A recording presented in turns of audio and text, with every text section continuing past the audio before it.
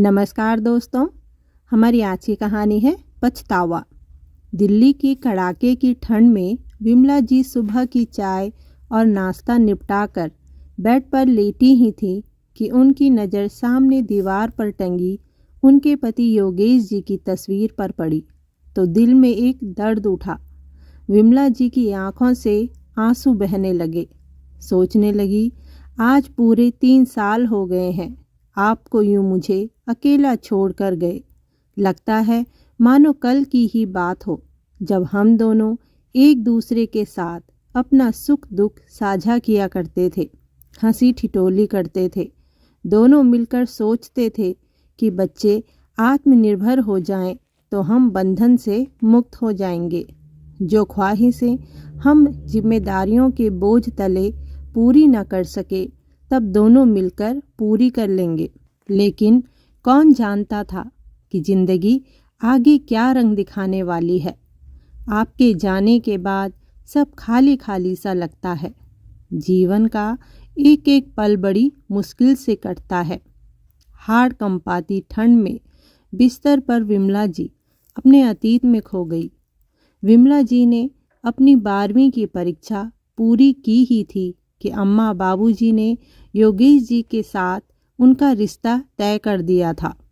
लेकिन विमला जी अभी आगे पढ़ना चाहती थी, इसलिए उन्होंने योगेश जी को अपने मन की बात पहले ही बता दी थी।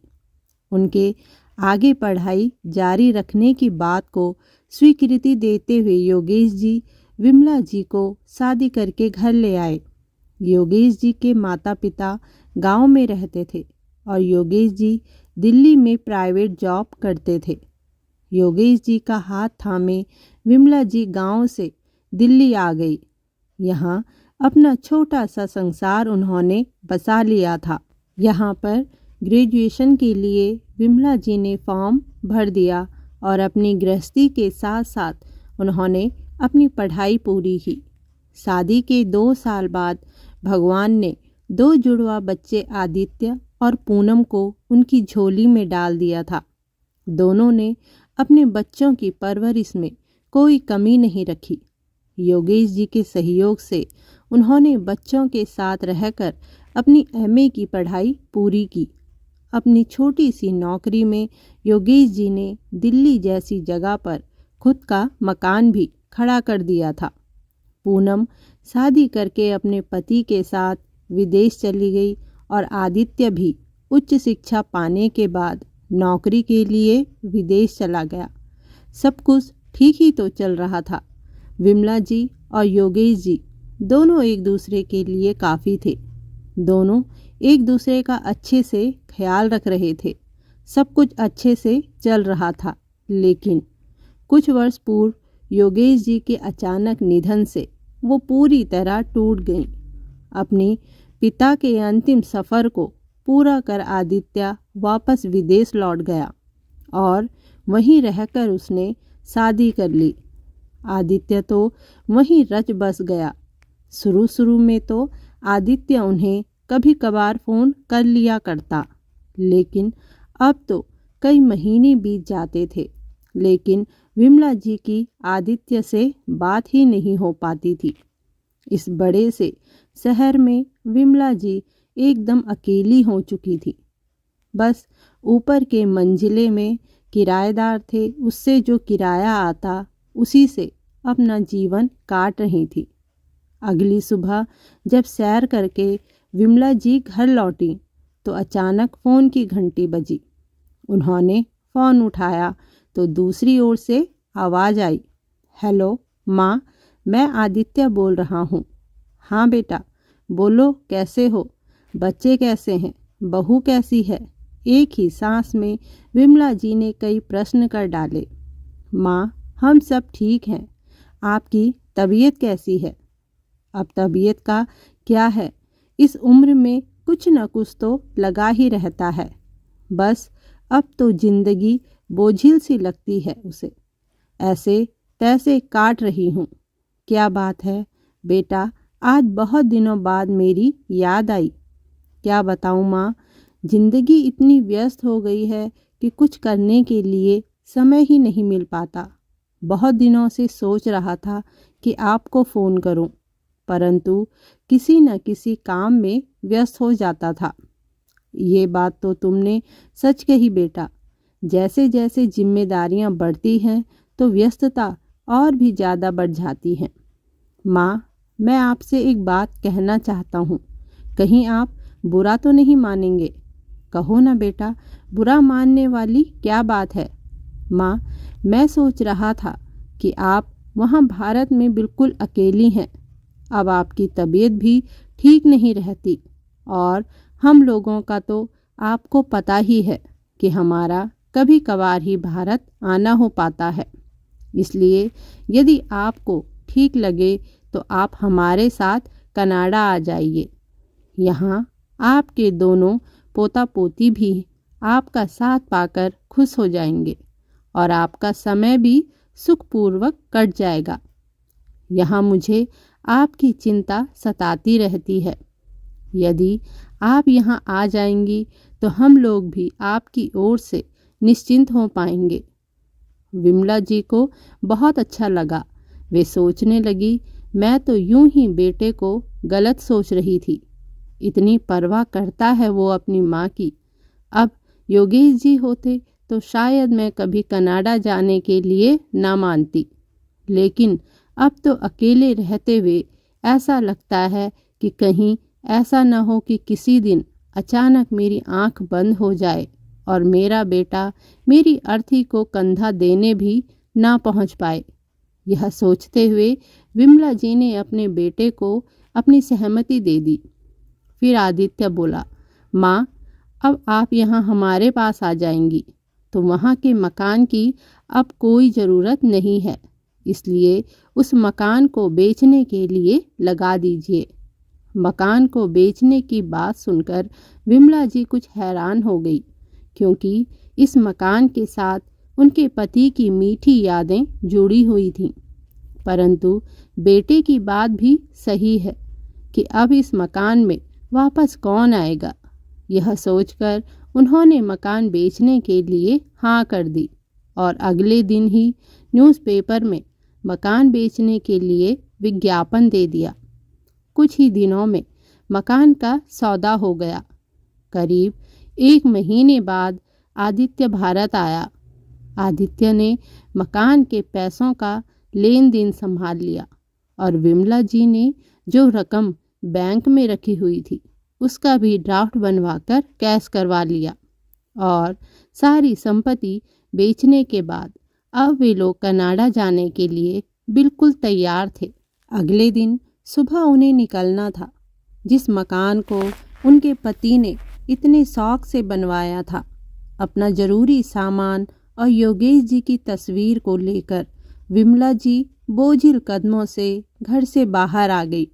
आज उस मकान को बेचकर और यहाँ से जाते वक्त उनका मन भारी हो रहा था। निश्चित समय पर आदित्य और विमला जी एयरपोर्ट पहुँच गए। आदित्य ने विमला जी से कहा, माँ, आप यहाँ रुकिए, मैं सभी फॉर्मेलिटी पूरी करके आता हूँ। आप यहाँ से कहीं मत जाइएगा। विमला जी वहीं बेंच पर जाकर बैठ गई। जाने क्यों आज मन कुछ विचलित सा हो रहा था।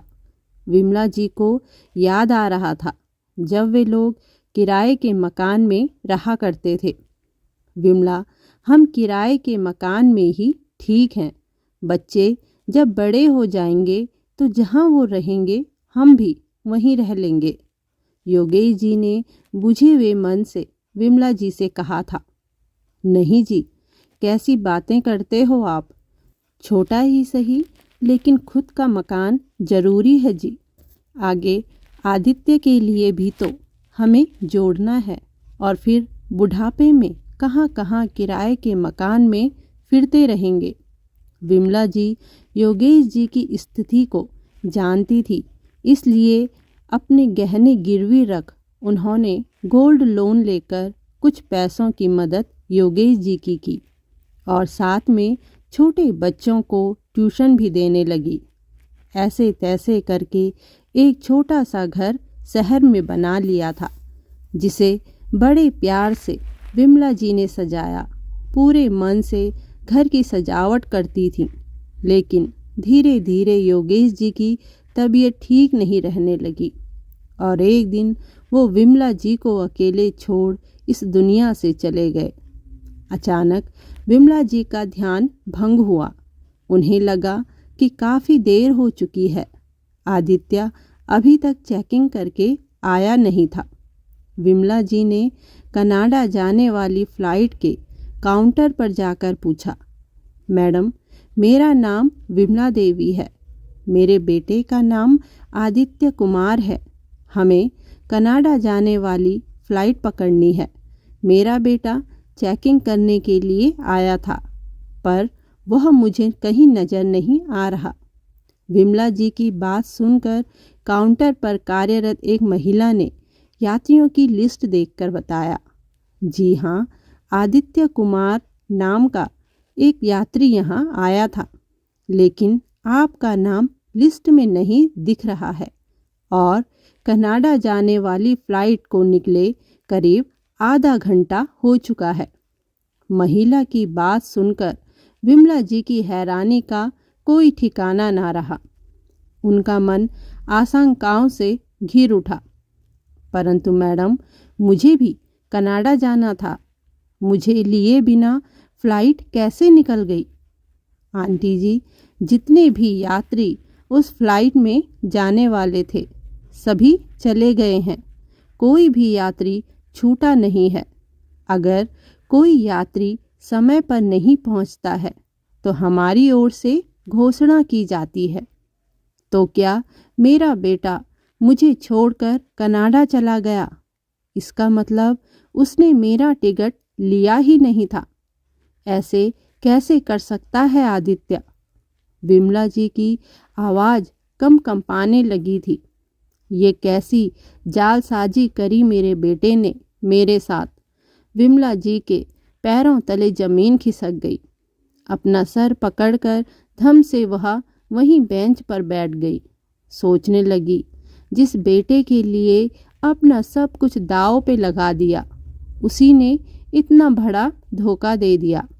उसकी विदेश में पढ़ाई करने की जिद के लिए न जाने कितने पापड़ बेले थे योगेश जी ने। कितनों के आगे पैसों के लिए हाथ फैलाया था।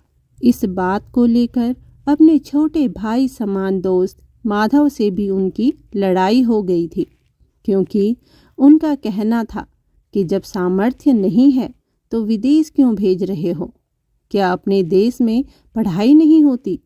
क्या यहाँ के बच्चे नौकरी नहीं लगते? अपने दोस्त की बातों से कितना दुख हुआ था योगेश जी को और मुझे। आज वही बेटा मुझे ऐसे समय में बेसहारा छोड़कर धोखा देकर चला गया, जिस समय में मुझे उसके सहारे की सबसे ज़्यादा ज़रूरत थी। सिक्योरिटी कर्मचारी की आवाज़ सुनकर विमला जी का ध्यान टूटा। कर्मचारी उनसे पूछने लगा, अम्मा, आपको कहाँ जाना है? मैं देख रहा हूँ आप काफ़ी समय से यहीं बैठी हुई हैं। बेटा, मैं कहाँ जाऊँगी? मेरा तो कोई ठिकाना नहीं रह गया। मुझे तो अपने बेटे के साथ कनाडा जाना था, लेकिन वह तो मुझे छोड़कर चला गया। अब मेरी किस्मत मुझे कहाँ ले जाएगी मुझे नहीं पता। इतना कहकर विमला जी पास रखे बेंच का सहारा लेते हुए खड़े उठी। दुखी दिल से वह एयरपोर्ट से बाहर निकल आई और सोचने लगी, अब कौन मुझे सहारा देगा?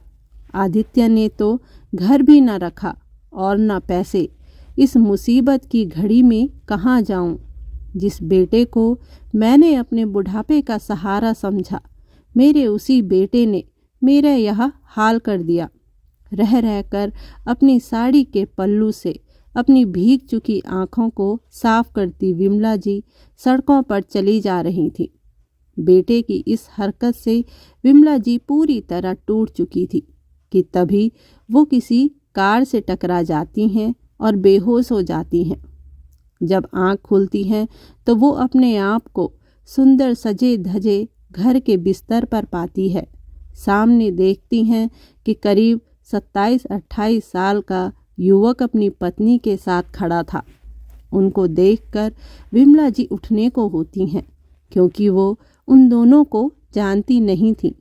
परंतु उसी समय वो युवक उनको सहारा देता है और कहता है, काकी, पहचाना नहीं अपने बेटे को। यह सब देख सुनकर विमला जी की हैरानी का कोई ठिकाना ना रहा, क्योंकि काकी नाम से तो उन्हें केवल मोहित ही पुकारा करता था। विमला जी विस्मय भरी नज़रों से मोहित को देखने लगी और थोड़ी देर देखती ही रही। हाँ, यह तो अपना मोहित ही था। उसे देखते ही विमला जी की आंखों से आंसू बहने लगे।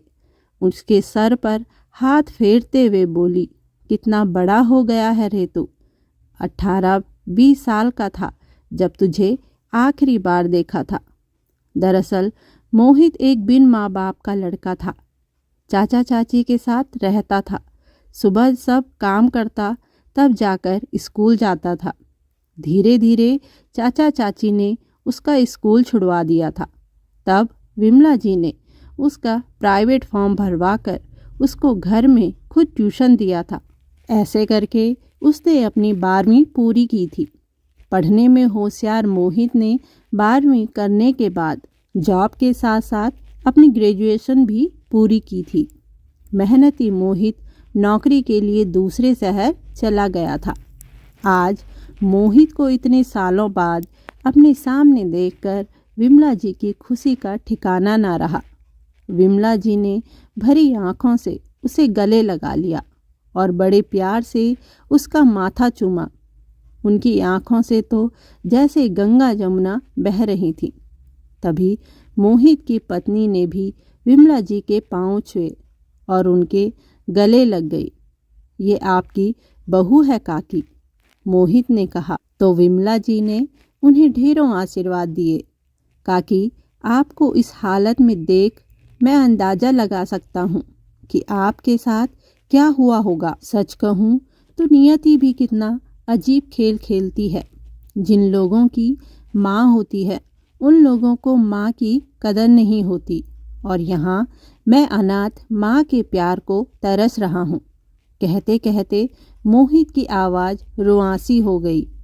काकी, अब आप हमारे साथ रहेंगी। मोहित की बात सुनकर विमला जी हैरान रह गई। फिर बोली, नहीं बेटा, मैं तुम्हारे साथ कैसे रह सकती हूँ। मैं तुम पर बोझ नहीं बनना चाहती। मुझे किसी वृद्धाश्रम का पता बता दो, मैं वहीं रह लूँगी। काकी, आज मैं जो हूँ आपकी वजह से हूँ। जो सहारा और अपनापन आपने मुझे दिया था उसे मैं कैसे भूल सकता हूँ। आपकी वजह से मेरा वजूद बना है काकी। सिर्फ और सिर्फ आपकी वजह से मैं आज मल्टीनेशनल कंपनी में जॉब कर रहा हूँ। नहीं, मैं आपको वृद्धाश्रम में नहीं छोड़ सकता। आप यहाँ मेरे साथ रहेंगी। ऐसा कहते हुए मोहित विमला जी की गोद में सर रखकर जोर जोर से रोने लगा। तभी मोहित की पत्नी बोली, काकी, अगर आप हमारे साथ रहेंगी तो हमें भी माँ का प्यार मिल जाएगा और हमारा परिवार पूरा हो जाएगा। इतने एहसान किए हैं आपने इनके ऊपर, बस ये एक एहसान और कर दीजिए। मोहित और उसकी पत्नी को इस तरह अनुनय करते देख विमला जी की आंखों से प्यार भरे आंसुओं का झरना फूट पड़ा। उन दोनों को गले लगाकर वो खूब रोईं और उनके साथ रहने को राजी हो गई। विमला जी अब जी तो रही थी, लेकिन उनकी आंखों में हमेशा एक खालीपन मोहित की पत्नी नेहा को दिखा। एक रोज खिड़की से बाहर कुछ बच्चों को खेलता देख विमला जी के चेहरे पर मुस्कान देख नेहा बोली, माँ, आप क्यों ना बच्चों को ट्यूशन देना शुरू कर दो। बेटा, चाहती तो मैं भी हूँ कि कुछ करूँ, लेकिन बेटा इस उम्र में मैं कैसे, और ऐसा न हो कि मेरा ऐसा करने से मैं अपने साथ साथ तुम्हारी जगहंसाई की पात्र भी बन जाऊं। विमला जी की मन की दुविधा उनके चेहरे पर परिलक्षित होने लगी। काकी, कुछ तो लोग कहेंगे, लोगों का काम ही है कहना। भला किसी की उन्नति से कोई खुश हुआ है क्या? काकी, आपका मन भी लगा रहेगा और आप पुरानी बातों को भी भूल पाएंगी और सोचिए आपको नई पहचान भी मिल जाएंगी। साथ ही आप अन्य महिलाओं के लिए प्रेरणा स्रोत बन जाएंगी। नेहा की बातों ने विमला जी को सोचने में मजबूर कर दिया। अब विमला जी के मन मस्तिष्क में छाई दुविधा की धुन छंट चुकी थी। नेहा ने घर के बाहर ट्यूशन का बोर्ड लगवा दिया। अगले दिन से विमला जी के पास बच्चे आने लगे। उनका सहज स्वभाव और मृदुभाषिता से उनके पास अधिक बच्चे आने लगे। हर कोई उनसे अपने बच्चों को पढ़वाना पसंद करने लगा। विमला जी का काम अच्छे से चलने लगा। धीरे धीरे उनके पास बच्चों की संख्या बढ़ने लगी और अकेली होने की वजह से उन्हें दिक्कत महसूस होने लगी। अब उन्होंने अपने साथ कुछ लड़कियों को भी रख लिया जो अच्छी पढ़ी लिखी थी। कुछ ही साल में उनकी चर्चा दूर दूर तक होने लगी। एक सुबह उन्होंने अपने मन की बात मोहित और उसकी पत्नी के सामने रखी। बेटा, तुम्हें तो पता ही है कि मेरे बेटे ने हमारे घर को बेच दिया था। मैं उस घर को फिर से खरीदना चाहती हूँ। विमला जी की बात सुन मोहित और नेहा खुश हो जाते हैं। ये तो बहुत अच्छी बात है काकी। आपके इस फैसले में हम दोनों आपके साथ हैं। धीरे धीरे विमला जी ने अपने पति द्वारा बनाया हुआ घर खरीद लिया और घर की मरम्मत और रेनोवेशन करवाकर वहाँ पर अपने पति योगेश जी के नाम पर योगेश मेमोरियल स्कूल खोल दिया। बैंक से लोन लेकर उन्होंने अपने घर के बगल में खाली पड़ी ज़मीन भी खरीद ली और एक अच्छा खासा स्कूल खोल दिया। इधर आदित्य, जो अपनी माँ को धोखा देकर सारे पैसे हड़प कर विदेश भाग गया था, उस पर तो मानो मुसीबतों का पहाड़ ही टूट पड़ा हो। जिस बिल्डर के साथ मिलकर आदित्य बिजनेस शुरू करने वाला था, वो सारे पैसे लेकर भाग गया। आदित्य ने अपनी सारी जमा पूंजी इस बिजनेस को शुरू करने के लिए लगा रखी थी। माँ बाप का दिल दुखा भला किसका भला होता है। आदित्य अब दिवालिया हो चुका था। उसकी समझ में कुछ नहीं आ रहा था। चिंता में डूबे आदित्य और उसकी पत्नी के बीच अब अक्सर लड़ाइयाँ होने लगी। कितना समझाया था तुम्हें कि माँ को यहाँ लाने दो। यूं माँ का पैसा धोखे से हड़प लिया हमने और उनको वहीं मरने के लिए छोड़ दिया। इसलिए वो पैसा हमें फला नहीं और उन पैसों के साथ हमारा बाकी का पैसा भी डूब गया। अगर तुम माँ को रखने के लिए मान जाती तो आज ये सब न होता। आदित्य के पास आज पछताने के अलावा कुछ न बचा था। अरे, तो गलती तो तुम्हारी है। ऐसे इंसान के साथ बिजनेस करने का सोचा ही क्यों, जो धोखा देकर भाग गया। आदित्य की पत्नी जोर जोर से चिल्लाकर बोल रही थी। जैसा हमने धोखा दिया वैसा ही हमें भी धोखा मिला। अब रहो ऐसी ही कंगाली में। आदित्य चिंता और सोच में पागल हुआ जा रहा था। उसे अपना परिवार भी पालना था, इसलिए उसने वापस इंडिया आने का प्लान बनाया और अपनी पत्नी और दोनों बच्चों को लेकर वापस इंडिया आ गया। यहाँ आकर आदित्य को दोबारा से खुद को खड़ा करना था, इसलिए एक कमरे का मकान देखकर उसमें रहने लगा। यहाँ बहुत कोशिशें करने के बाद भी उसे कोई अच्छी नौकरी नहीं मिल रही थी। फिर एक दिन आदित्य ने अपने पुराने दोस्त अजय को अपने लिए नौकरी ढूंढने के लिए फ़ोन लगाया तो अजय ने उससे जो कहा वो सुन आदित्य हैरान रह जाता है। अरे आदित्य, तुझे नौकरी ढूंढने की क्या ज़रूरत है? आंटी जी ने तो तेरे लिए इतना बड़ा बिजनेस तैयार कर दिया है, तू उसे संभाल। अब ये छोटी मोटी नौकरी करके क्यों टाइम खराब कर रहा है अपना? अरे तू तो इतने बड़े स्कूल का मालिक है। आदित्य की हैरानी का कोई ठिकाना ना रहा।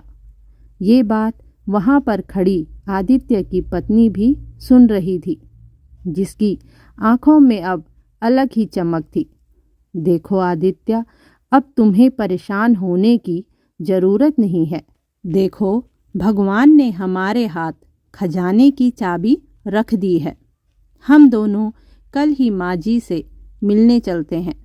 अपने इकलौते बेटे को देख वो सब कुछ भूल जाएंगी और हमें माफ़ कर देंगी। हम दोनों कल उनके पैरों में गिर जाएंगे। और वैसे भी ये तुम्हारा हक है, जो तुम्हें मिलना ही चाहिए। आदित्य को अपनी पत्नी की बात सही लगती है। अगले दिन आदित्य अपनी पत्नी के साथ अपने घर की तरफ निकल जाता है। वहाँ जाकर देखता है तो उसे अपनी आँखों में यकीन नहीं होता। उसके घर की जगह अब वहाँ पर 4 मंजिला इमारत खड़ी हो चुकी थी, जहाँ स्कूल चल रहा था। बाहर गेट पर खड़े गार्ड ने उनसे पूछा तो उन्होंने गार्ड को बताया कि उन्हें विमला जी से मिलना है। गार्ड उन्हें विमला जी के ऑफिस में बैठाकर विमला जी को बुलाने चला जाता है। बड़े से ऑफिस में सलीके से रखा टेबल और चेयर, जिस पर डायरेक्टर विमला शर्मा नाम की प्लेट देख आदित्य और उसकी पत्नी को तो जैसे काटो तो खून नहीं वाले हालात हो रहे थे। जैसे ही विमला जी अपने ऑफिस में आती हैं, वो दोनों विमला जी के पांव पर गिर जाते हैं और माफ़ी मांगने लगते हैं। अपने बेटे बहू को यूं अचानक आया देख विमला जी हैरान रह जाती हैं। मुझे माफ़ कर दीजिए माँ, मैंने आपके साथ सही नहीं किया, इसलिए ईश्वर ने मुझे ऐसी सज़ा दी कि इंडिया वापस आना पड़ा। लेकिन अच्छा ही हुआ ना माँ कि मैं यहाँ आ गया। अब आपके इतने बड़े स्कूल को कोई देखने वाला भी तो कोई ना कोई होना चाहिए ना। मेरा मतलब है कोई अपना। आदित्य ने लड़खड़ाती आवाज़ में कहा, बेटा तुम उस दिन अपने स्वार्थ के लिए मुझे दर दर की ठोकरें खाने के लिए छोड़ गए थे, और आज भी तुम यहाँ किसी मतलब के लिए ही आए हो, और सही भी कह रहे हो। तुम मेरे बेटे हो तो तुम्हारा हक भी बनता है। मैं ये सब तुम्हें दे दूंगी, लेकिन एक शर्त पर। बचपन में तेरे बीमार होने पर जितनी रातें मैंने बिना पलक झपकाए गुजारी, वो मुझे लौटा दो। मेरे पति जो आखिरी समय में अपने बेटे को देखना चाहते थे, अब तस्वीर बन गए हैं, वो लौटा दो। तेरी वजह से मैंने जो शारीरिक और मानसिक यंत्रणा झेली है, वो सब मुझे लौटा दो। फिर तू इस राजपाट का हकदार हो जाएगा। अरे कोई दुश्मन भी ऐसा नहीं करता जैसे तूने अपनी माँ के साथ किया। वो तो ईश्वर का लाख लाख शुक्र है कि मुझे मोहित मिला, वरना आज शायद मैं भी तेरे पिता की तरह तुझे तस्वीर में दिखती। अब से मेरा केवल और केवल एक बेटा है, मोहित। विमला जी का गला कहते कहते रुन सा गया। माँ, तो आप गैरों के लिए अपने खून के रिश्तों को ठुकरा देंगी? अरे आखिर आदित्य ही तो देखेंगे आपको अब बुढ़ापे में। आदित्य की पत्नी बड़े रौब और अहंकार से बोली, बेटा ये गैर ही सही, लेकिन हमारे बीच दिल का रिश्ता है, जिसमें ना कोई लोभ है और ना ही अहंकार। आदित्य, तू जिस दिन मुझे एयरपोर्ट में अकेला छोड़ भाग गया था, तू मेरे लिए उसी दिन मर गया था। अब तुम दोनों जा सकते हो। हाथ जोड़ते हुए विमला जी अपने ऑफिस से बाहर आ गईं। आदित्य और उसकी पत्नी समझ चुके थे कि माँ उन्हें माफ़ नहीं करने वाली। दोनों वहाँ से उल्टे पैर वापस आ गए। विमला जी को अब अपने बेटे बहू से कोई मतलब नहीं रह गया था। उनकी एक नई शुरुआत का आरंभ हो चुका था। धन्यवाद दोस्तों। कहानी पसंद आई हो तो कमेंट, लाइक, चैनल को सब्सक्राइब ज़रूर करिएगा।